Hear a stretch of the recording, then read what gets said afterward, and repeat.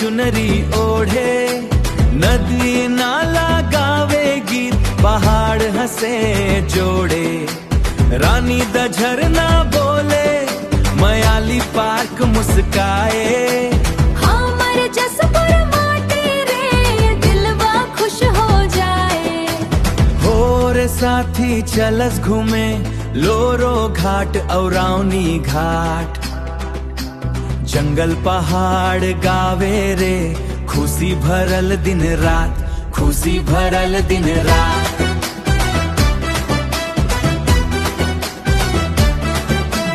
इस देख पहाड़ ऊपर सूरज चमके लाल, दम के पानी चमचम करे जैसे चांदी थाल। सखुआ सान के जंगल भीतर खुशहाल सब इंसान, मांदर बाजे रात भर, सदरी बोली मीठ लागे अपनापन के साथ। रंग बिरंगा पहनावा गमछा और पाग, नाचा गाना संग जिए दूर भगावे भाग।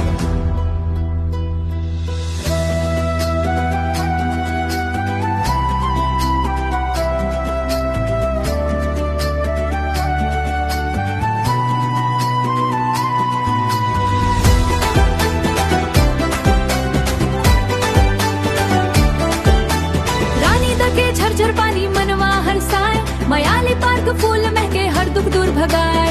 लोरो घाट के राह निराला बादर नीचे आए, रावनी घाट के ठंडी हवा तन मन सुख पाए। खेती बाराई के मन सुख पाए, खेती बारी मेहनत करके लोग यहाँ मुस्काए, खेती बारी मेहनत करके लोग यहाँ मुस्काए। मिलजुल के सब पर मनावे प्रेम दीप जलाए, गरमा झूमर डमक कच नाचे, मांदर के संतार जसपुर जिला के सुंदरता जग में सबसे खास।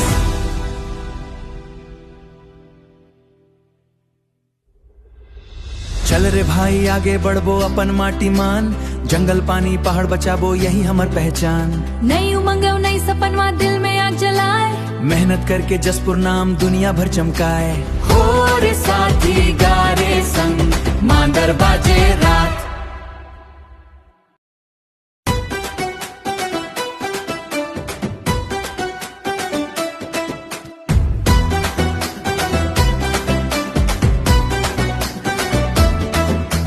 जसपुर धरती सोना रे, हरियर चुनरी ओढ़े, नदी नाला गावे गीत, पहाड़ हंसे जोड़े, रानी द झरना बोले, मयाली पार्क मुस्काए। हमर जसपुर माटी रे, दिलवा खुश हो जाए। हो रे साथी चलस घूमे, लोरो घाट औरावनी घाट, जंगल पहाड़ गावे रे, खुशी भरल दिन रात, खुशी भरल दिन रात।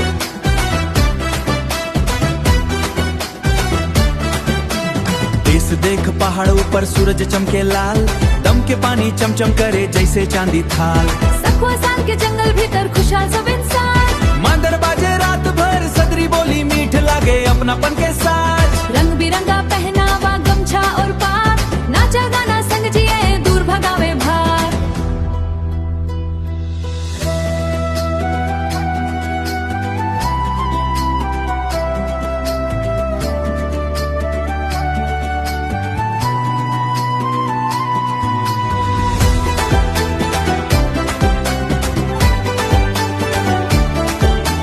रानी द के झरझर पानी मनवा हरसाए, मयाली पार्क फूल महके हर दुख दूर भगाए।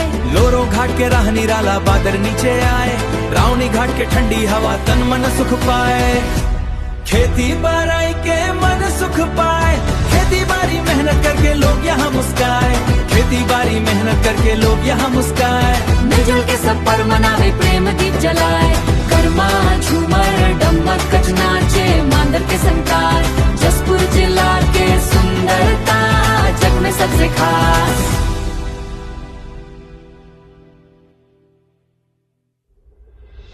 चल रे भाई आगे बढ़बो अपन माटी मान, जंगल पानी पहाड़ बचाबो यही हमर पहचान। नई उमंग नई सपनवा दिल में आग जलाए, मेहनत करके जसपुर नाम दुनिया भर चमकाए। हो रे साथी